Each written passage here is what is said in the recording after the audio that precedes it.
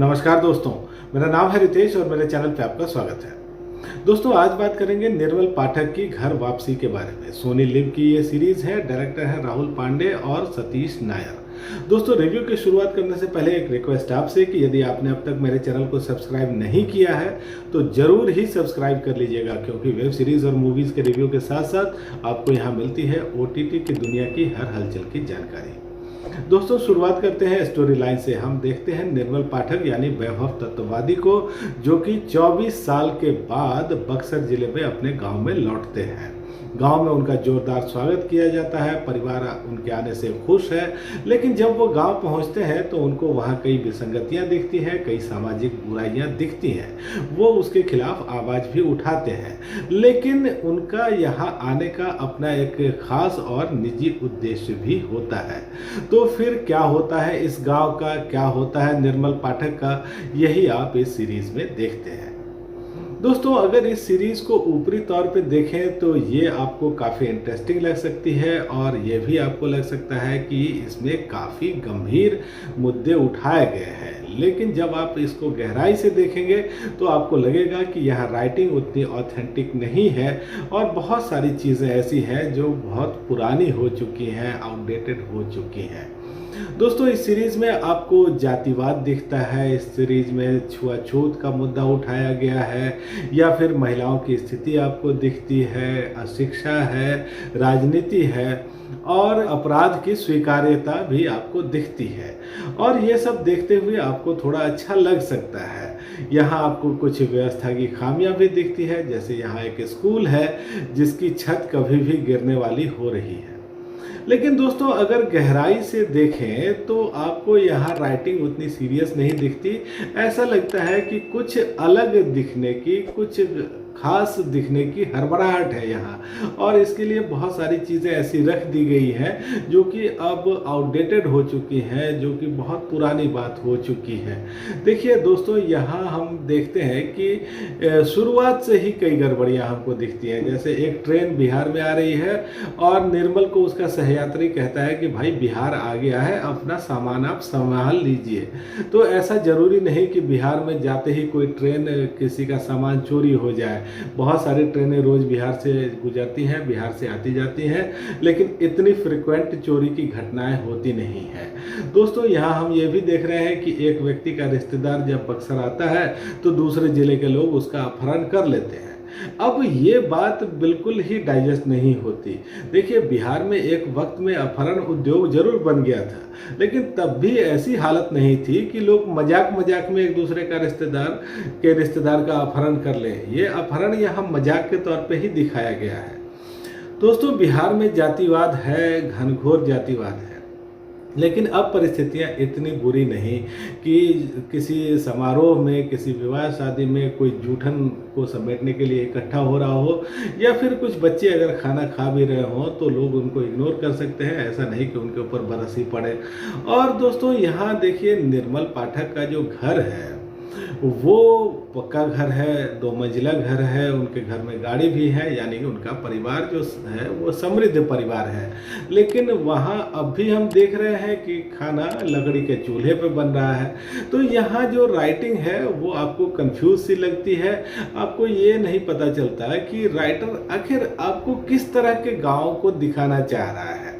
क्या ये वो गांव है जो कि मोबाइल से अपने पसंदीदा गाने स्पीकर पे बजाता है, या अभी भी वो गांव है जहां लकड़ी के चूल्हे पे लोग खाना बनाते हैं? और ये सारी बातें ऐसी लगती हैं जैसे 30-40 साल पुरानी हो। और दोस्तों, यहाँ मेकर्स ने प्रॉब्लम्स तो कई उठा दी, लेकिन सॉल्यूशन एक भी नहीं बताया। निर्मल पाठक के तौर पे यहाँ एक उम्मीद की किरण थी कि वो समाज में बदलाव लाएंगे, लेकिन ऐसा कुछ होता हुआ हम देखते नहीं हैं। दोस्तों, फिर यहाँ एक और बहुत गड़बड़ी दिखती है। देखिए, जो पाठक का परिवार है ये एकदम रूढ़िवादी परिवार है। ये जातिवाद में विश्वास करता है, छुआछूत में विश्वास करता है। और यहाँ हम ये भी देखते हैं कि इसी परिवार में एक व्यक्ति का निधन हो गया है और शादी की तैयारी भी चल रही है। जिसकी शादी हो रही है उसके चाचा गुजर चुके हैं, लेकिन इससे कोई फर्क नहीं पड़ रहा और लोग वहाँ शादी की तैयारी कर रहे हैं। तो ये बात भी बिल्कुल ही ऐसी नहीं जो आप देखें और आपको खटके नहीं। देखिए दोस्तों, जिस भी परिवार में मौत हो जाती है वहाँ साल भर 6 महीने लोग कोई ऐसा वैवाहिक कार्यक्रम नहीं रखते।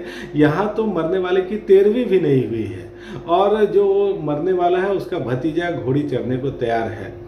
दोस्तों देखिए, ये जो सीरीज़ है, शुरू के 1-2 एपिसोड में आपको काफ़ी लाइट लग सकती है, थोड़ा हंसी मजाक देख करके आपको अच्छा लगता है। तीसरे एपिसोड से लेकर के यहाँ कहानी थोड़ी सीरियस हो जाती है, कुछ सोशल इश्यूज आ जाते हैं, कुछ ड्रामा यहाँ हो जाता है। और ज़्यादातर लोग जो कि शहरों में रहे हैं, जिन्होंने कभी गाँव नहीं देखा या वर्षों से जो गाँव नहीं गए हैं, वो ये देख करके थोड़ा भावुक हो सकते हैं कि हाय गाँव में कितनी दिक्कतें हैं, लेकिन ये पूरी तरह से सही नहीं है। दोस्तों ये सीरीज का जो गांव है वो काफी पुराना है। फिर यहाँ हम एक सब प्लॉट देखते हैं, ये है निर्मल की माँ का। अब ये जो इनका कैरेक्टर है, इसको देख करके आप थोड़ा इमोशनल हो सकते हैं, थोड़ी सिंपैथी इस कैरेक्टर के साथ रख सकते हैं, लेकिन ये जो कैरेक्टर है ये कन्विंसिंग नहीं है। इनकी जो कहानी है ये बहुत कन्विंसिंग नहीं है। देखिए, एक महिला अपने परिवार के लिए सब कुछ छोड़ देती है, लेकिन अपने परिवार के लिए वो अपने पति और बेटे को भी छोड़ देती है, ये बात भी हजम नहीं होती। और दोस्तों इस सीरीज की जो एंडिंग है, काफ़ी सिंबॉलिक एंडिंग रखी गई है। यहाँ शायद मेकर्स ये दिखाना चाह रहे थे कि रूढ़िवादिता की दीवार में एक दरार आ चुकी है, लेकिन ये एंडिंग बिल्कुल ही एब्रप्ट लगती है। लगता है कि कहानी को अचानक से ही कहीं ख़त्म कर दिया गया है। तो दोस्तों ये सीरीज जो है देखने में एक मिक्स्ड एक्सपीरियंस है। कुछ जगहों पर हो सकता है आपको अच्छी लगे, लेकिन बहुत सारी चीज़ें ऐसी हैं जो कि कन्विंसिंग नहीं लगती है। दोस्तों वैभव तत्ववादी यहाँ लीड रोल में है। उन्होंने अपना काम अच्छे ढंग से किया है। एक सहज व्यक्ति, एक सुलझे हुए व्यक्ति का किरदार उन्होंने अच्छे ढंग से निभाया है। और जो सबसे ज़्यादा आपको आकर्षित करती हैं वो है अलका अमीन। माँ की भूमिका उन्होंने बहुत अच्छे ढंग से निभाई है। एक ऐसी महिला जो कि वर्षों से अपने पति की बाट जो हो रही है, उम्मीद उन्होंने कभी छोड़ी नहीं है। इस महिला का किरदार बहुत अच्छे ढंग से इन्होंने निभाया है। विनीत कुमार है यहाँ, पंकज झा हैं, ये सब बहुत ही मंजे हुए कलाकार तो हैं ही। यहाँ आप आकाश मखीजा को देखते हैं या फिर देखते हैं कुमार सौरभ को लवलविया के रोल में। ये सब लोग बढ़िया एक्टिंग कर रहे हैं इस सीरीज में। दोस्तों इस सीरीज में 5 एपिसोड अभी आए हैं और ये एपिसोड हैं 40 मिनट के आसपास के। और देखिए तकनीकी तौर पे भी ये सीरीज आपको अच्छी दिखती है। यहाँ से जो सिनेमेटोग्राफी है वो अच्छी है, खास करके जो खेत के दृश्य हैं वो एक हरा भरा लैंडस्केप हमारे सामने खींचते हैं, उनको देखना हमको अच्छा लगता है। म्यूजिक का डिपार्टमेंट भी ठीक ठाक है। तो ये सीरीज एक साफ सुथरी ही सीरीज है, हालांकि 1-2 जगह पर कुछ एब्यूजिव लैंग्वेज का इस्तेमाल यहाँ किया गया है।